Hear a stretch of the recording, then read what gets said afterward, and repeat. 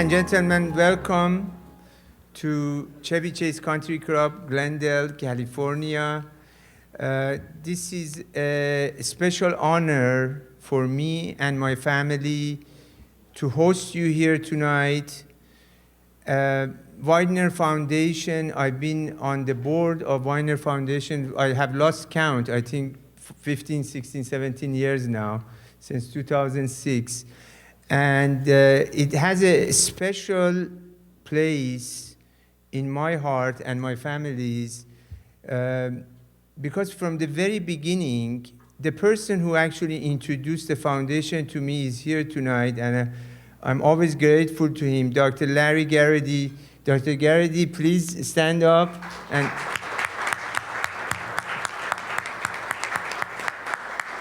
of course, nothing that I can do without Aida's support. So Aida is going to welcome you as well. Thank you. Good evening, everyone, and thank you so much for being here for this very important cause. On a personal level, a few words why this foundation and this organization is so important for me personally and for our family.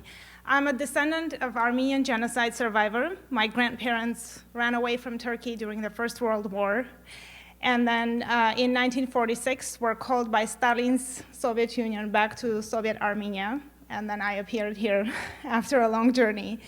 That's why this organization matters for me so much. About a year ago, we were all together in this room, drawing parallels between the Armenian genocide, the Holocaust, and what happened in Rwanda, and honoring a gentleman who extended his altruistic efforts to save Rwandans. A lot has happened in a year.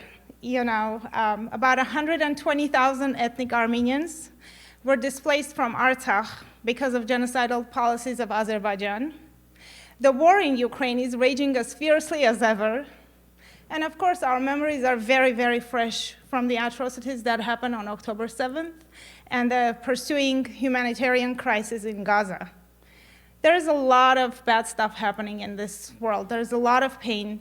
And believe me, it hurts the same way, regardless of your nationality, your religion, or your geographic location. So what do we do? This is a question that I ask a lot, and we talk a lot, especially with my daughter, who's here volunteering tonight with her friend. We talked during our pickup and drop-off times. And you know, top-down policies and diplomacy, they do some good, often very late. On the grassroots level, people are usually very stressed out to bring about change quickly. And I see the solution in spirituality. And by saying that, I'm not talking about religion. I'm talking about following John Weidner's steps. I'm talking about recognizing that there is something bigger than our own ego, about helping to weave that common fabric of humanitarian values that run across all cultures and natures. I'm talking about weaving that fabric and nurturing it with the likes of John Weidner, Carl Wilkins, and Vilis, who is here tonight. Thank you so much for all of your efforts. Thank you for instilling hope in us and in our children. We have children present here, and thank you for making us believe that there is still more good on this planet than evil. Thank you. You want to introduce And with that, I'm going to invite our musician tonight, our 15-year-old Karolina, who's later going to be introduced by Julia. But let's enjoy her beautiful music. Thank you.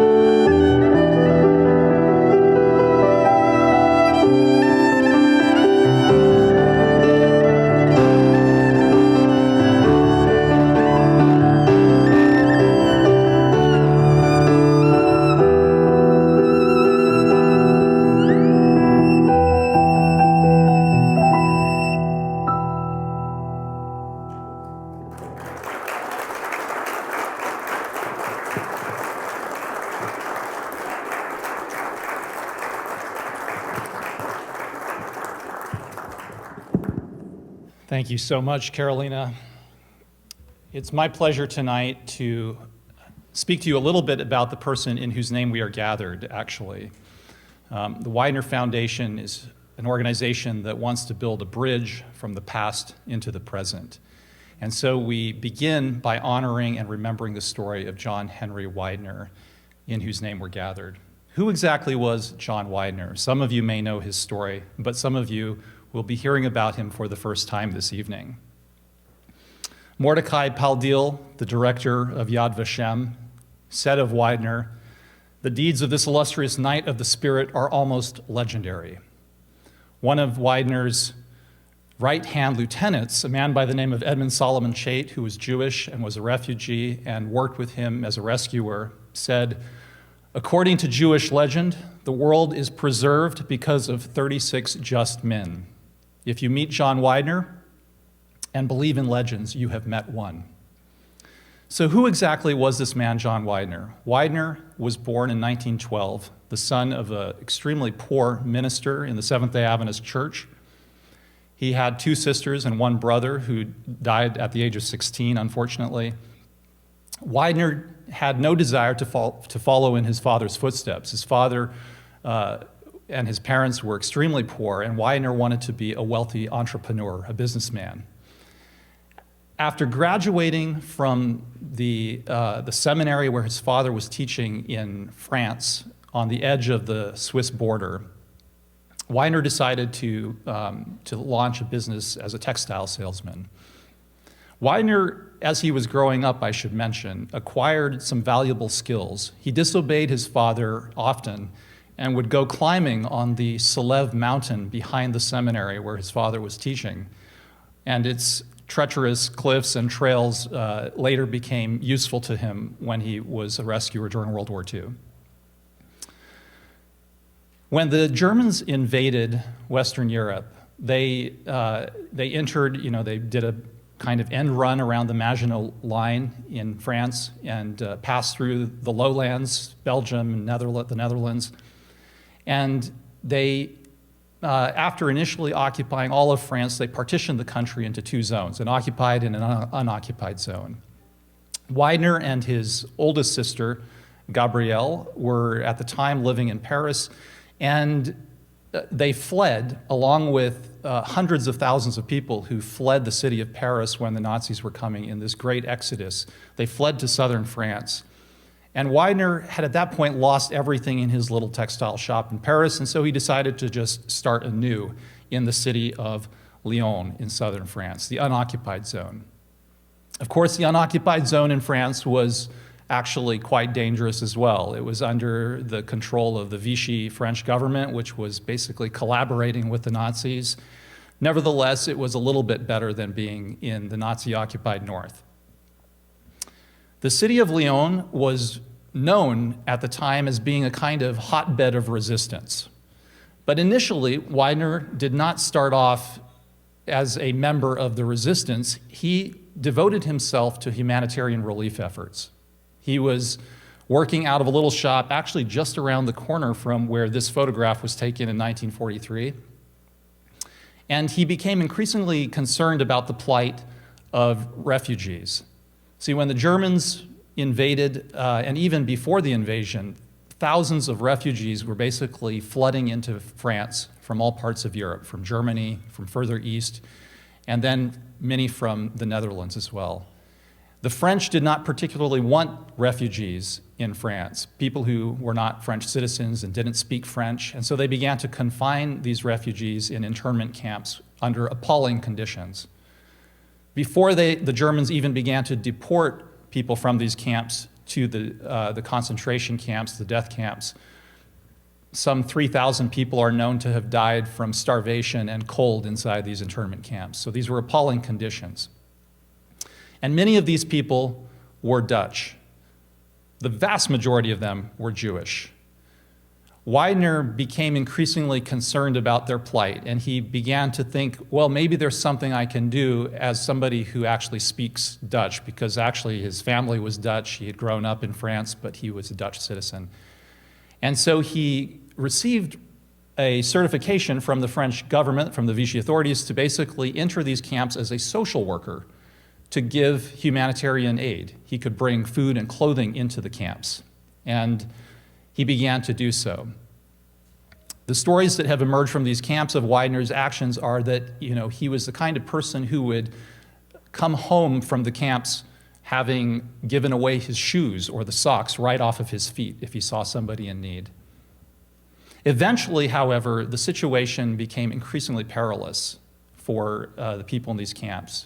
Jewish people were being systematically targeted by both the Vichy regime and also the Nazis, and they were being deported and put on trains and being sent to Auschwitz and other death camps. And as these deportations were happening, Weidner basically decided that he could no longer sit idly by, nor could he simply stay within the confines of legal humanitarian aid work. And so this legal humanitarianism crossed the line at a certain point and became basically illegal, clandestine human smuggling, moving people from out of these camps and getting them across the border into Switzerland. Weidner had a wife who was working for the French consul office in Geneva, and the Swiss authorities were not particularly welcoming of Jews either. They would, if people crossed the line and entered into Switzerland, they would oftentimes simply be sent back across, handed back over to the French or the German authorities on the other side of the line. And so Weidner's wife, who was working in this consul office, began to prepare paperwork so that they would actually have legal standing or legal status when they arrived in Switzerland.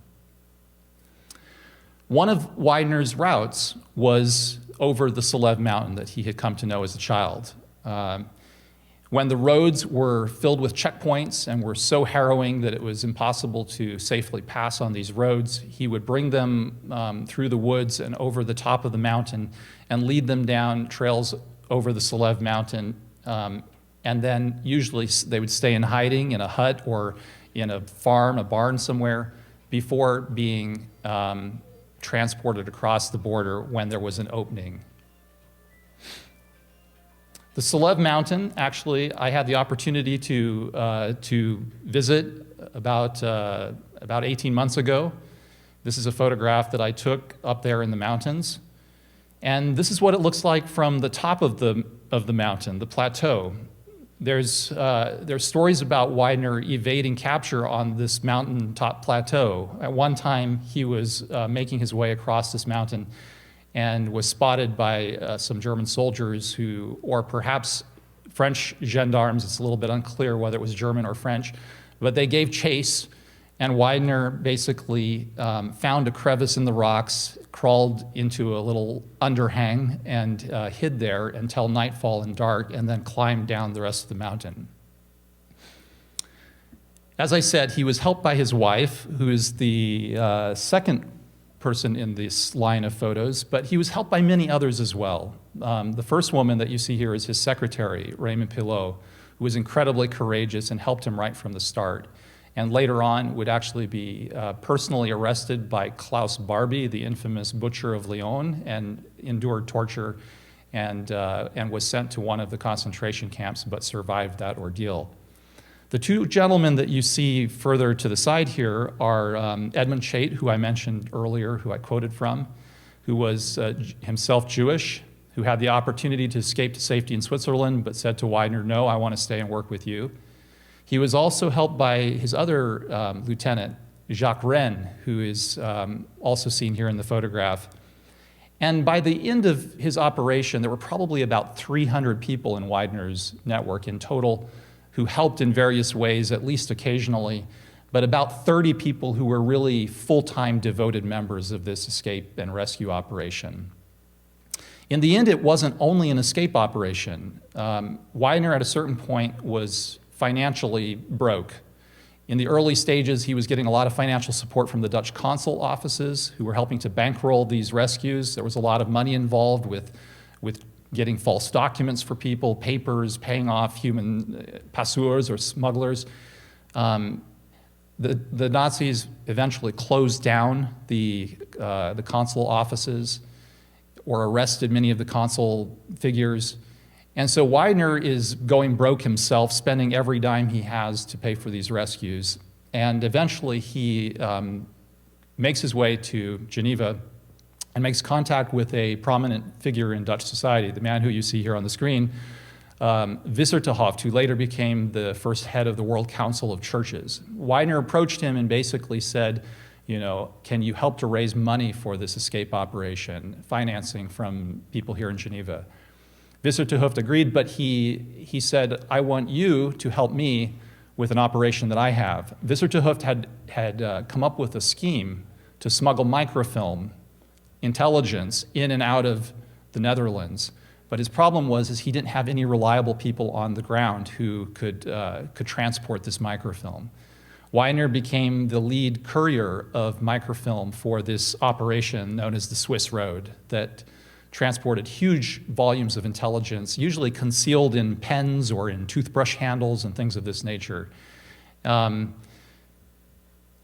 September of 1943, up to that point, Weidner had operated more or less in the open. Or at least he had his textile shop, so he had a kind of public face of being a textile merchant.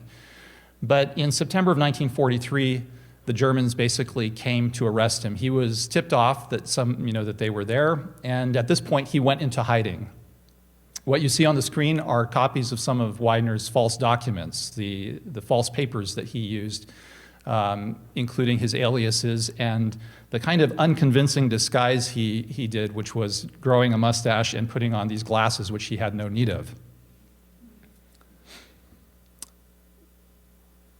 By the end of 1943, Weidner's escape operation, which comes to be known as the Dutch Paris escape line, also began to help large numbers of downed Allied aviators escape to freedom.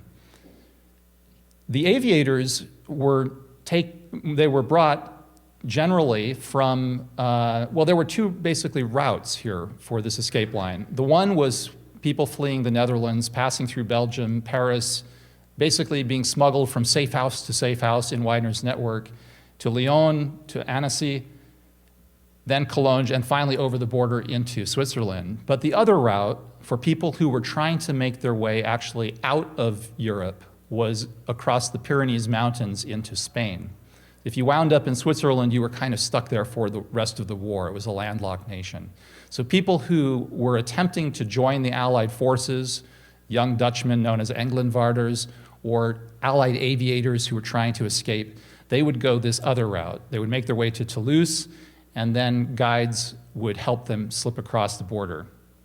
One of the individuals who Weidner's network helped was a man by the name of Rudy Zeeman, and he was a painter. This is a painting he later did representing or depicting his escape across the Pyrenees Mountains. He is the man in the white jacket there. He painted himself into the painting. The conditions were quite harrowing, especially in wintertime when the snow was incredibly deep. And only people who were in extremely fit condition would be brought over this route. If you were a young child or an elderly person, you would not go over the Pyrenees Mountains. It was too dangerous and too difficult. For his actions, Weidner received many recognitions. In 1946, Dwight Eisenhower said the following: "The President of the United States of America has directed me to express to John Weidner the gratitude and appreciation of the American people for gallant service in assisting the escape of Allied soldiers from the enemy." Weidner received the United States Medal of Freedom, and his citation read, "For exceptionally meritorious achievement, Captain Weidner displayed great courage and magnificent fortitude in organizing and directing the vast escape route Dutch Paris. 5 times arrested, each time he succeeded in escaping by quick thinking or unshakable intrepidity in the face of interrogation under torture." What were these 5 times that Weidner was arrested that are alluded to in this citation for the Medal of Freedom? We know he was arrested once by Vichy gendarmes in a little town in October of 1942. They held him for 2 days in a cell in the basement of the building where they were. And they beat him savagely for these 2 days with rifle butts, causing injuries to his skull that he later had surgeries and operations for after the war ended. He was arrested again by the Gestapo, the Germans in Lyon, in May of 1943, and he was probably water tortured this time that he was captured. But although they suspected him, they didn't really have much on him that was firm, and so after basically questioning him and torturing him for several hours, they just threw him back out on the street. This is before he went into hiding. On another occasion, he was arrested by the Swiss. They suspected him of being a Jewish refugee, and so they threw him into one of the camps where they were holding people. And Weidner wrote a note to his wife, basically telling her, contact this person and this person so they can help me get out. Visser te Hoofd, General van Tricht, who was the Dutch military attaché. And we have the copies. The Weidner Foundation has these documents. You know, we have these letters that Weidner wrote, like this letter that he wrote to his wife, basically saying, I need help getting out of here.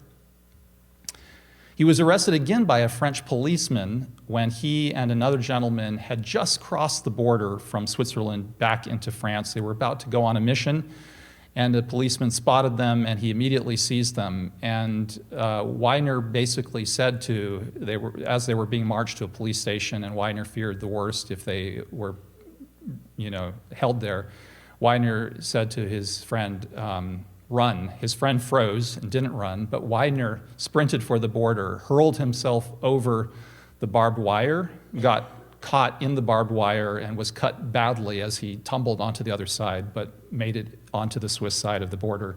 His friend was marched off to a French prison, and Weidner the next day paid a bribe to get him out. The final arrest, which was probably the most iconic in some ways for Weidner, was by the milice, who were known as the French Gestapo. These were collaborators who were infamous for their brutality and their use of torture. He was arrested in the city of Toulouse in May of 1944, along with Jacques Rennes, his lieutenant, Paul Vermin, another one of his colleagues, and Gabriel Nejas, who was organizing the routes over the Pyrenees. Weidner was planning to himself escape across the Pyrenees and make his way to England the very next day with valuable intelligence for the Allies, but he was arrested. He managed to convince his guards not to torture him in Toulouse, but he was held for 9 days and was then told that he was about to be handed over to the Germans the next day by a guard who he had actually befriended during this 9-day period. He said to the guard, a man by the name of Brunner, you need to help me escape. Brunner said, I can't really do that, but I'll move you to another cell where you might have a better shot. Weidner and Jacques Rennes were the two men at that time in that cell. They waited until late at night. They managed to pick the lock of the cell.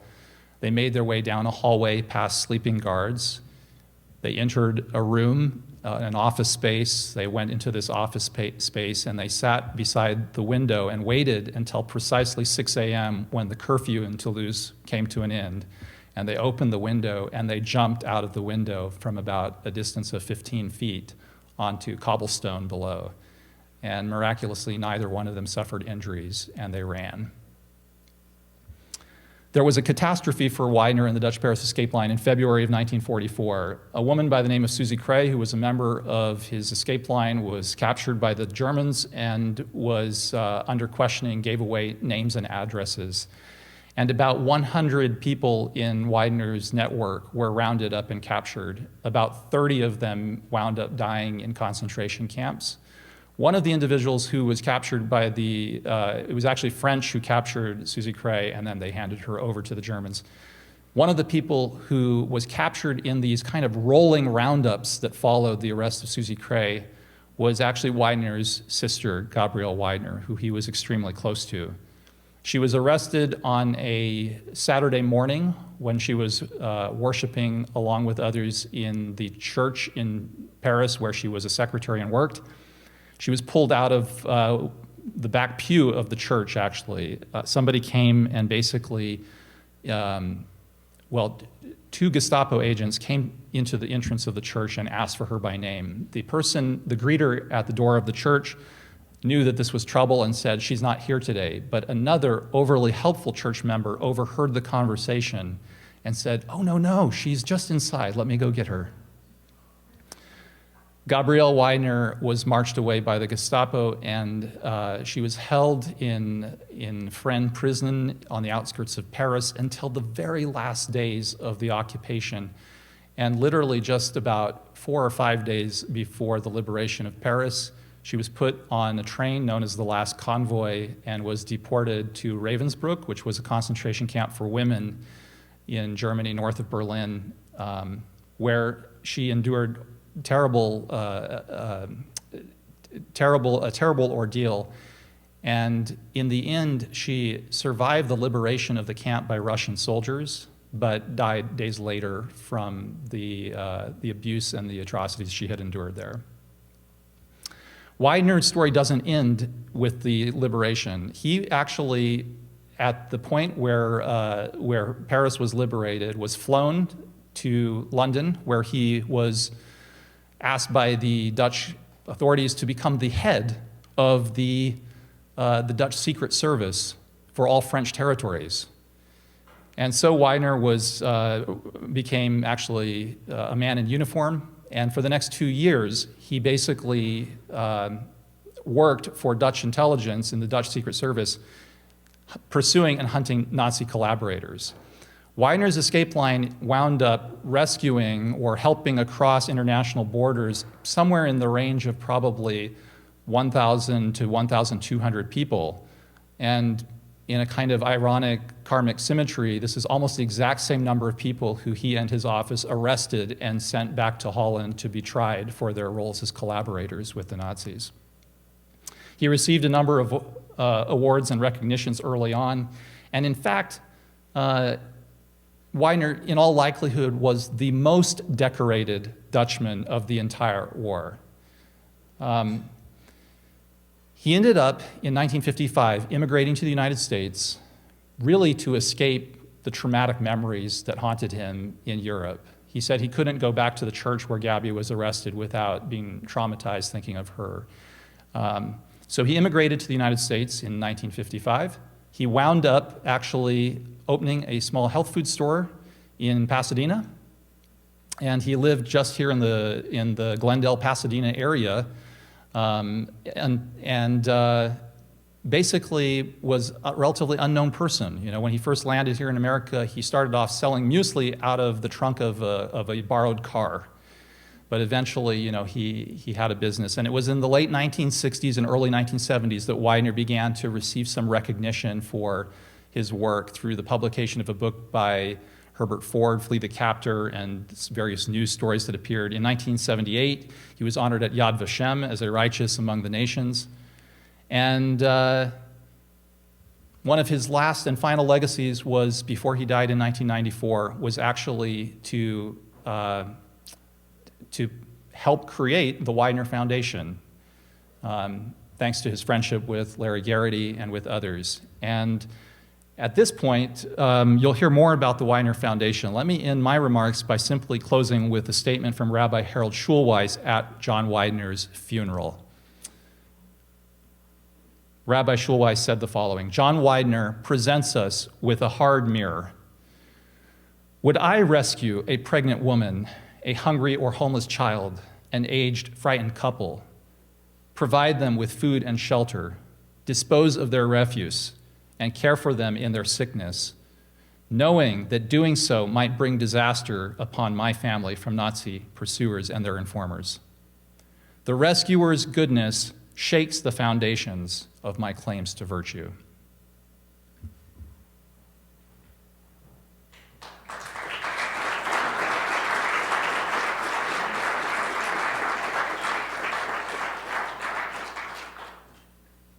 Interestingly enough, Ali, I also learned about the Weidner Foundation from Larry Geraty. The Weidner Foundation, as Ron just mentioned, began in the mid-1990s through the generosity of John and Naomi Weidner. Initially, the work of the foundation was to organize the large collection of documents and artifacts that were related to John Weidner's life and related to Dutch Paris that he gave to the Weidner Foundation. The foundation also sought ways to promote the spirit of altruism, including the establishment of Weidner chapters on college and university campuses. The most active and successful of these chapters has been at Butler University in Indiana under the leadership of Bill Irvin, a Weidner Foundation board member. In 2009, the foundation commissioned historian Megan Corman to write a scholarly book about Weidner, the Dutch Paris Line. That book, The Escape Line, was published by Oxford University Press in 2018. And then in the last couple of years, the foundation has published 2 more books. First, The Weidners in Wartime, an edited volume of Weidner family correspondence during the war years that was undertaken by Janet Carper. And secondly, Luck Through Adversity, the memoir of a Dutchman's flight to freedom, which was by Rudy Zeeman, who Ron mentioned.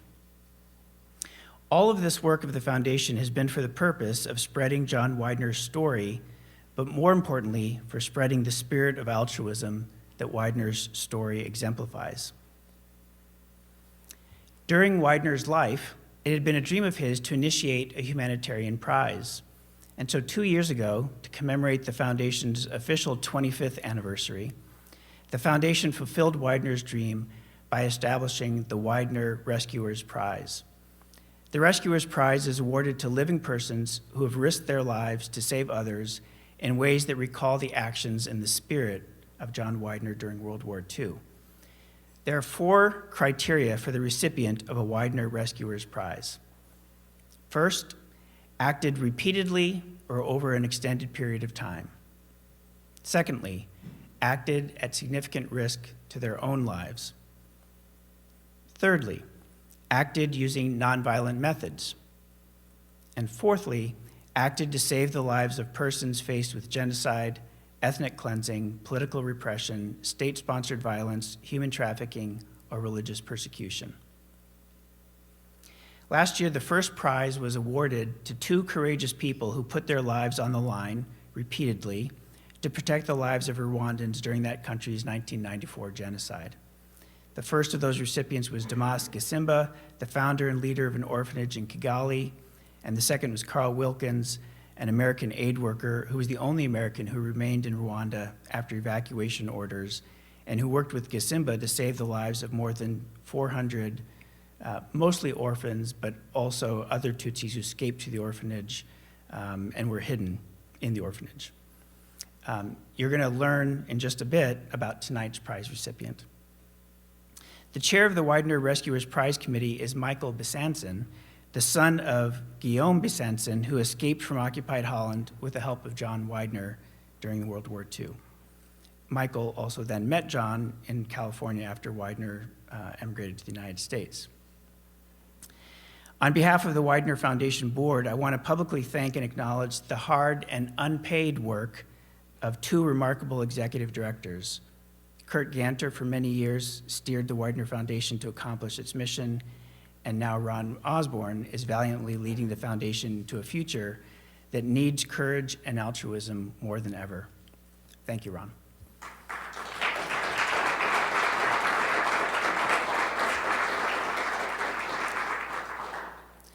The purpose of the foundation, to promote altruistic service to people who are suffering, unfortunately remains essential. A recent example of suffering exists in Gaza. Now, I realize that many interpret any remarks as inherently political, and people put up their radar to detect which side of the conflict one is on. The foundation is on the side of people, whether Jews or Muslims, Christians or secular, whether Israeli or Palestinian. The leaders on both sides have failed their people. Hamas has oppressed its people while enriching its leaders and executing its terroristic plans to wipe Israel off the map. Israeli leaders have subjugated Palestinians and devalued their lives so that they can justify the killing of more than 10,000 innocents in their effort to destroy the hundreds who are guilty. And what is left? Suffering. Out of this suffering, ordinary heroes have emerged and will emerge. And this is what Weidner did. we seek at the foundation to elevate the stories of the heroes, the ordinary heroes, who focus on the humanity of people rather than focus on the inhuman destruction that so often dominates the news. That's a really uplifting way to start off our dinner, isn't it? To remind you of the suffering in the world. But I'm going to invite you, as we begin our dinner, to actually, as you renew your friendships at your tables or as you meet new people, to take just a little bit of time to discuss how you can alleviate suffering. So if you would do that for me, just spend a little bit of time thinking about how you can alleviate suffering, and perhaps the ripple that begins here this evening can move out and touch the lives of people who are not as fortunate as we.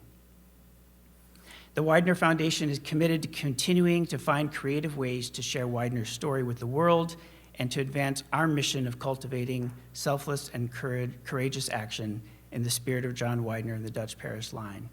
We invite you to join us. And now as we begin our dinner, I'd like you to actually have a moment of silence where you can either offer a prayer for your dinner or you can think about the suffering that exists in the world and ways that we can alleviate that. So please, a moment of silence.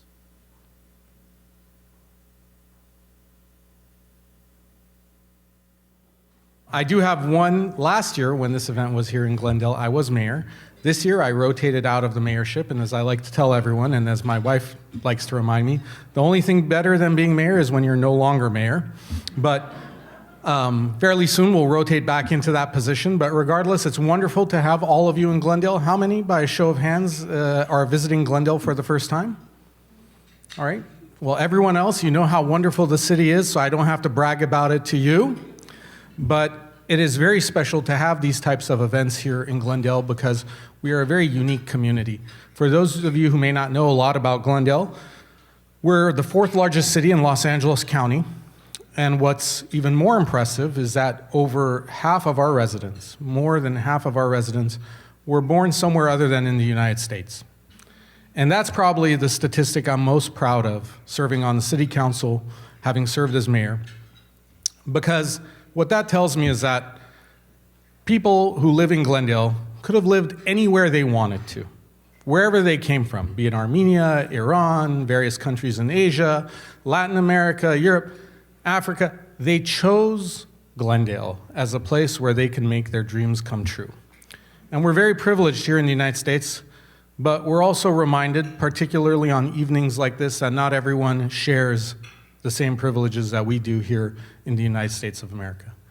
And especially nowadays, as we follow the news, see what's happening in other parts of the world, where I myself am reminded, and as I was sharing earlier, of a quote I read recently that said, unfortunately, the biggest danger to humanity is not realizing how far removed we are from our past and the events of the past. We are reminded of that today in Ukraine. We're reminded of that today in places like Armenia and Nagorno-Karabakh, where 120,000 people have been displaced from their indigenous lands. We're reminded of it today in the Middle East over what's happening in Israel and what's happening in Gaza. And I want to thank the people that you're honoring this evening. Particularly, it's a very important time because as we're recognizing brave individuals who are marching into the fray to help those innocent lives in Ukraine who are affected by the invasion and the war, we are also, this is a time of year when traditionally the Ukrainian people commemorate and remember those that were lost at the turn of the 1930s, in 1931 to 1933 during the Holodomor, the Ukrainian genocide, the starvation, the weaponized starvation of the Ukrainian people. So we have to remember what we're blessed with, but also remember that we live in a world where all of us have to work for peace. I thank the foundation for the work that you do and the individuals that you honor. And I'll close by telling a story about Abraham Lincoln, one of our most revered leaders and presidents during a time of unrest and civil war in the United States. When he was visiting with his Union commanders right before a battle, his generals said, President Lincoln, before we go into battle, will you join us in prayer? And he asked his generals, well, what are we praying for? And they said, well, we're praying that God is on our side. And he said, I will not join you in that prayer, but I will pray that we are on God's side. And nowadays, with everything that's happening in the world, it's easy to point fingers to this side or that side.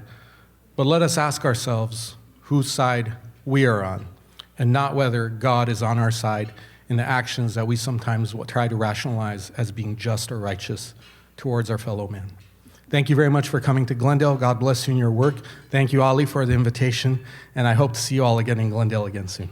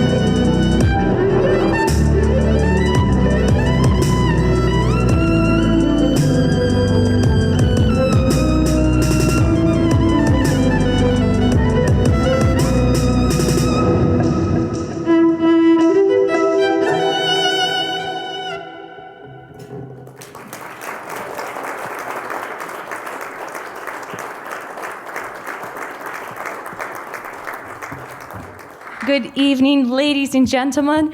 I hope you've been enjoying this evening. My name is Julia.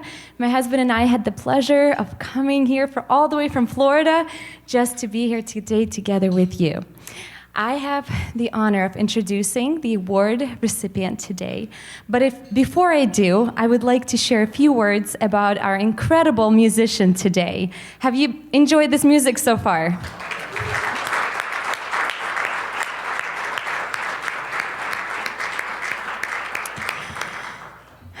I couldn't go on without sharing Karolina's story. So Karolina and her family, Ella and Nikolai, they are her parents, are originally from Ukraine. They moved to the United States of America in 2015 when she was only 6 years old. Coming here was not an easy journey, as when they arrived to California, they were greeted with lots of different challenges, financial challenges, learning a new language, and then also just feeling lonely. They had left all their friends and everything, all their support back at home. So, one thing that connected this incredible family was their love for music. Both of Karolina's parents are musicians, so they always kept music at the heart of their family. Karolina began to play violin when she was only 6 years old, and she loved music. So after a little while, her parents asked her, they said, "Karolina, right here in LA, would you be willing to play in the streets?" And she said, "Yes, I want to share music, and maybe this will be a way that we can meet and greet other people as well and make friends." So she began to play, and she gave her heart away. Could you feel her heart right here? You could. Only a few months later, she became a YouTube sensation because you could feel her heart when she played. She has 8.16 million followers on her YouTube channel. She performs all over the United States. She's invited to play all over the world. She will be performing with the LA Orchestra this Saturday. And we're just so honored to have you here. Thank you.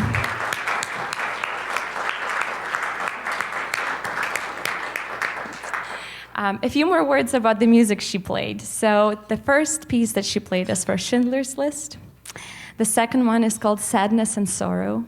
And the last piece that she played is actually a Ukrainian song.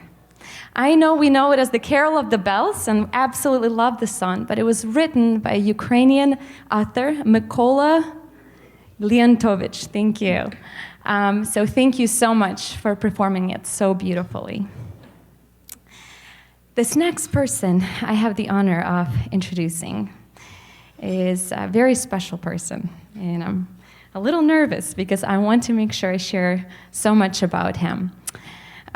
He is the award recipient, Vilis, and I know Ron told me not to use my notes, but I'm going to, so I don't miss anything. Vilis was born in Kyiv in 1996. He is a native of Ukraine. After graduating high school, Vilis traveled to study at a university in Argentina. He then lived in 5 different countries and speaks 6 different languages. Although he's arguing with me, he doesn't speak English. Vilis returned to Ukraine and began his professional career as a businessman and an entrepreneur. He has passion for learning new things. He loves developing new skills and operating different projects.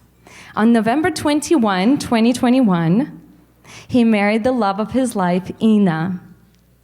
And only 3 months later, on February 24, 2022, they woke up to the sounds of explosions and air sirens. This was the day his life took a drastic turn. He went from completing business deals to organizing, managing, and completing risky rescue missions to bring people into safety.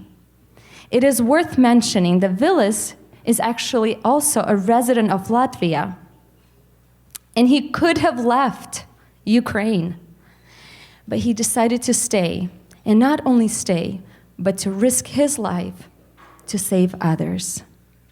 Kyiv, Bucha, Chernihiv, Severodonetsk, Mykolaiv were all cities that were bombed heavily. Vilis and his team risked their lives to save those in need. They rescued women, children, elderly, sick, handicapped, and those who had no family, those who had no way out. He and his team were able to evacuate over 300 individuals into safety. They completed 26 rescue operations and drove 65,000 miles. And in addition to evacuation missions, they delivered over 100,000 pounds of humanitarian aid to those in need. In the last 18 months, my husband and I traveled to Ukraine twice. This last time we went in July, our mission was to visit 5 different orphanages, provide them with food, supplies. It was heartbreaking being there, seeing children who lost their parents at war, who spent weeks in basements. Vilis and his volunteer teams were right by our side, helping us deliver all the supplies. In every interaction, we could feel so much love, compassion, and humility in Vilis and his team. Their selfless and altruistic service to humanity is truly extraordinary and is consistent with the mission of the John Henry Weidner Foundation. We are going to watch a short video about the rescue missions. A lot of the times they couldn't do videos because they were too dangerous. They had to get in and out to save as many people as they could. So you'll get some snippets of the videos that they were able to capture. Thank you.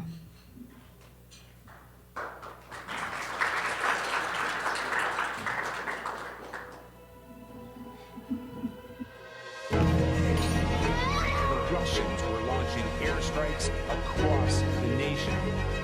The war in Ukraine began when Russia invaded that country 1 year ago.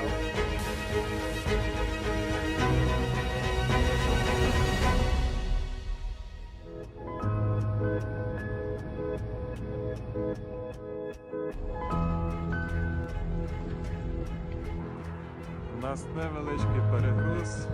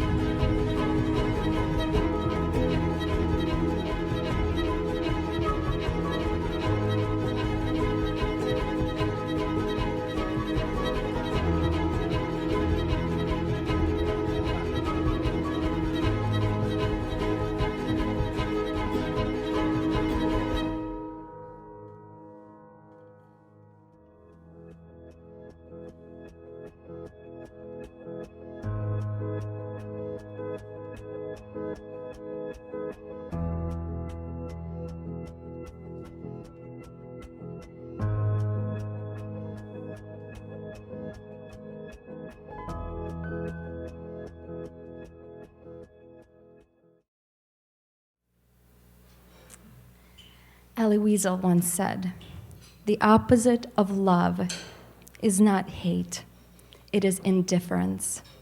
Vilis, thank you so much for caring. Thank you for risking your life, and thank you to your entire volunteer team for doing what they did. We're so honored to have you here today with us.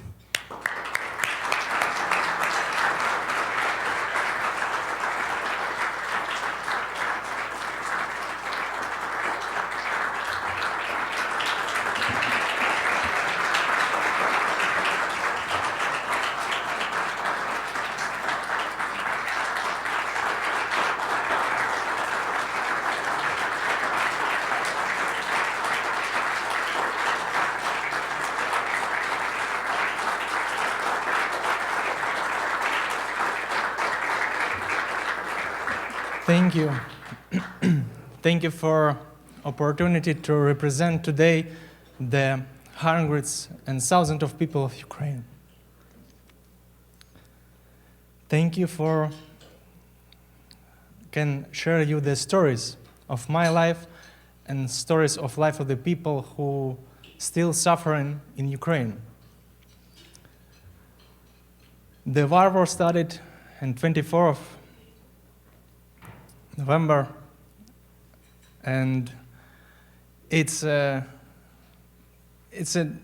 you never can be prepared for that. Nobody prepared for you in the high school, in your family, and we can a little bit imagine when it was started the COVID. Yeah, we went to the supermarket and it's almost no food, no toilet paper, no supplies. And when war started, it's the same with food, with supplies, but it's even worse what's happened in our hearts.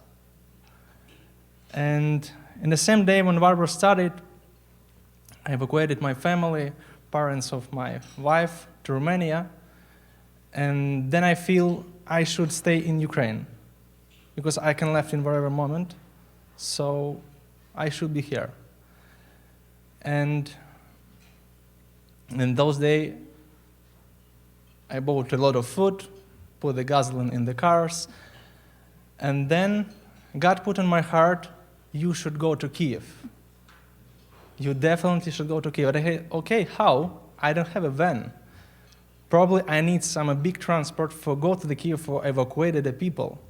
And I said, okay, if until tomorrow 12 p.m.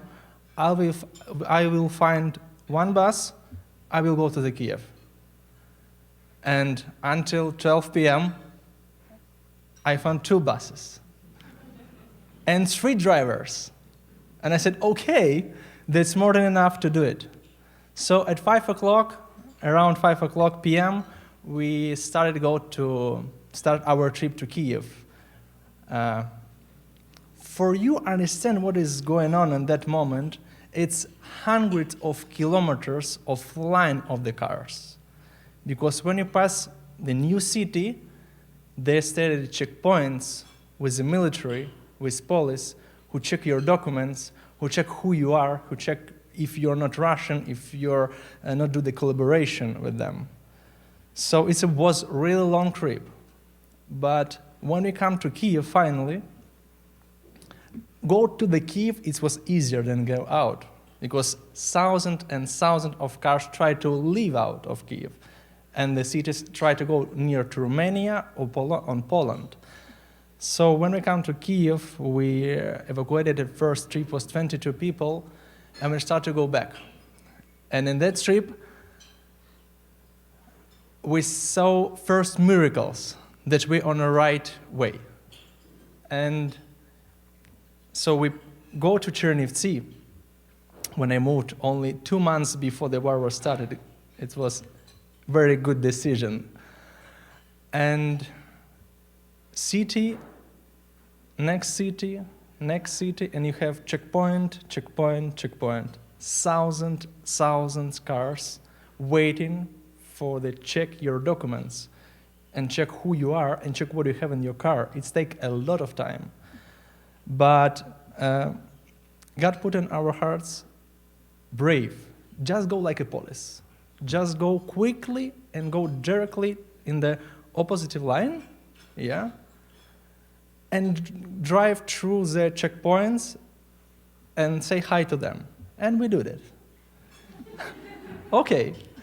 And in the first checkpoint, when we come, like police, like military, and we drive through the militaries, and wherever stay the police, I say like, hi, and they say, hi, and then we just pass.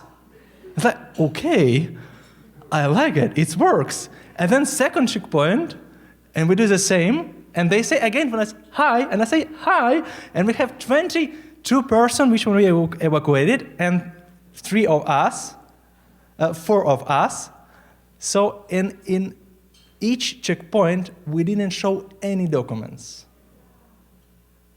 And then didn't stop us in each checkpoint. And it was first miracle on that trip, and then we did the right things. Then we should continue to do that. And before the war started, we have different plans with my wife, because we already was married. We have some plans on our job, and then we said, okay, we will go to 5, maybe until 6 months, we will travel on the world, we will enjoy the life, and we have some saved money for that trip, for our honeymoon. And for realize the mission, we say, okay, we need some money for put the gas. And we speak in our small family in 2-person. So we have this for our honeymoon, but we can use it for different things. Let's use it for the people. And that's how we start to do this mission. And start to drive more. The first week I was sleeping 6 hours, and the whole week. And when my wife come back from Romania, she saw me, and she is a smart woman. She took my phone. She tell me, you should go to take a shower, and then come to the room. And then we come to the room. She closed the room, take my phone, and said, you will sleep. And I will sleep 24 hours. And when I was wake up and come back to the mission, we should continue to do what we do. The second miracle was after one of trip, you maybe saw in video, one of car has broken his part on the front. So it was because the bomb was exploded near to the car, and it was broke one part of the car. The doors, the front, and I tell God, we can't do any more of this mission if we don't have helmets. Because it's so important, because we start to do so close to the line of the war. The most closely which line where we was, it was 2.5 kilometers. In miles, it was 1 and something miles of, we saw the Russians. We saw their tanks, but in that area was people who really need help, because it's a different life here and there for people. In Ukraine, it's not common to have the car. So many families doesn't have car. So, and if something going wrong with government, with logistic, you don't have to wait to move. So you can't go to another one city just by your hands, by your legs. And those people really need somebody who will pick up them. And in those trip, I tell God, okay, we need helmets. We need 8 helmets. How? I don't know, but you fix it. And in next day, I received one call-in. It was first miracle with call-in. Hello, Vilis. Hello. How can I help you? Okay. Thank you for your proposition. I don't know who you are, but we do this. I know what you do. The people told me. Okay, so we need helmets, because we right now go to really dangerous places. So that's what we need. Okay, how many helmets you need? 8 helmets. Okay, tomorrow I will send it to you. So that was so simple conversation. And that was, again, the answer of God, we do right things. So we received the helmets, and we continue to do our mission. Then Oleg called me. It was another one experience with Colin, because one of the problem was at logistic with food, with medical supplies, because the logistic don't want to go to the dangerous area of Ukraine. So in one city was 350 around people who was evacuated to the small city from areas which one is occupied right now. And they don't have job, they don't have cars, they don't have money. They need food, they need basic things. And they call me, can you help me with food? And I say, I never had contact with humanitarian supplies, but I will try to do it. And I come to humanitarian center in Chernivtsi. A little bit less than 1 hour, I received one call. Hello, Vilis. How can I help you? I say, I'm fine, but I know the people in those cities need help with food, and there are more than 300 people, and they need food. So if you can help with that, I will be grateful. We have cars, so we can bring this food for them. Okay, how many food you can pick up? Car exists big and small. How many food you can give for us? Okay, 45 tons per month. It will be okay for you. 45 tons. How many is in pounds? 100,000 pounds per month. And I was impressed. And then I said, okay, that's a lot. That's really a lot. And that's how we start to work with that group, which one it's Samaritan Spurs. I even until today did not know how they found my number. I even until today did not know the person who gave for us the helmets. But I know that God was prepared the way for we are realize this mission. And one more story. It's so small, and this was many stories similar. After evacuation, when you live your life, do your job, do your stuff, go to the church, and some people go into you and tell, oh, my parents, you know, you evacuated them. And then when you see the eyes of those people who are really grateful because they didn't have the opportunity to pick up their parents, their families, their kids, their animals. And you, in that moment, until today, I understand them more and more. And even tonight, I was listening what Julia was talking, and I saw the video, and I realized again what we are doing here and what I was doing there. We are represent our ideologies, our principles, which we build from our home, from our families. And then we start to represent it in our job, in our friendship. And then we start to represent it in our communities. And then we start to represent it in our country. And we try to make this world better. We try to share the knowledge, the love, and the principle which we build every day, every morning, and each conversation in our family, with our parents, with our wives, with our kids. And I believe that every experience of each of us is so special. And we have the same line of war in our lives. My was experience, the war in Ukraine. Your experience of each other is different. But the goal is one, it's the same.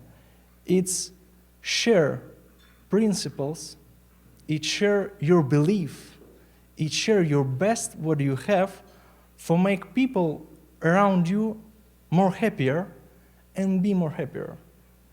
And I wish for me and of all of us, do the same. Do what you can do best of your life, in your family, in your job, in your community, in your friendship, and all which a responsibility God gives to each of us. Thank you very much. God bless you. And I believe this special moment of realize again who we are will change a little bit our hearts, our minds, our spirit, and make this world better. Thank you very much.